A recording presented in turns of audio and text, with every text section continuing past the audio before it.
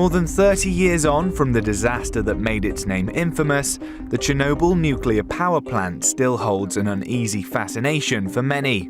The events of April 1986 have recently been dramatized in a HBO series. But what really happened? And why did it send shockwaves throughout the world? The Soviet Union invested heavily in nuclear power after World War II, and the V.I. Lenin nuclear power station, 10 miles to the north of Chernobyl, had become operational in 1977. There were 4 RBMK nuclear reactors at the site, each capable of producing 1,000 megawatts of electric power. On the night of the 25th of April 1986, sleep-deprived plant workers ran a series of tests on Reactor 4 during a period of routine maintenance. They wanted to see whether the reactor could still be cooled if the plant lost power. But they violated safety protocols and several power surges occurred inside the reactor. It led to a chain reaction of explosions powerful enough to blow off the steel and concrete lid. With the reactor's core exposed, radioactive material spewed into the atmosphere. Official reports claimed that 2 plant workers died in the initial explosion, but some estimates put the number closer to 50. Dozens of firefighters called in to extinguish the flames were also hospitalized with radiation sickness.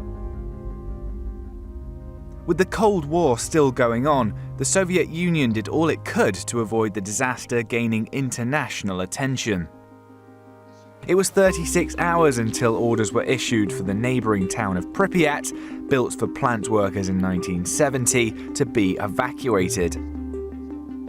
By the time airborne radioactivity was being picked up at Swedish monitoring stations, the Soviets could no longer sustain secrecy around the event. They made a brief announcement on April the 28th, and an outcry over the dangers posed by radioactive emissions began in many Western European countries. To contain the fire blazing in the exposed core, sand, boron, clay and lead were dropped onto the flames. The Soviets then tried clearing debris with remote-controlled robots, but when the machines started breaking down in the toxic atmosphere, groups of men were brought in to clear 100 tons of radioactive material from the area.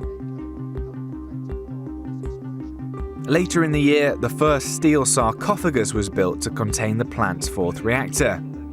Despite being structurally unsound, it would remain in place until 2016, when a new container was built. Even with this protection, it's estimated the zone around the reactor itself will not be habitable for another 20,000 years.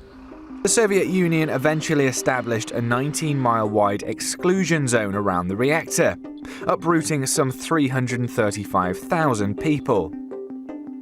Nevertheless, a UN report asserted that more than 6,000 children and adolescents developed thyroid cancer as a direct result of the incident. Hundreds of thousands of people may ultimately have been affected. On top of this, it's estimated the disaster cost some $235 billion in damages.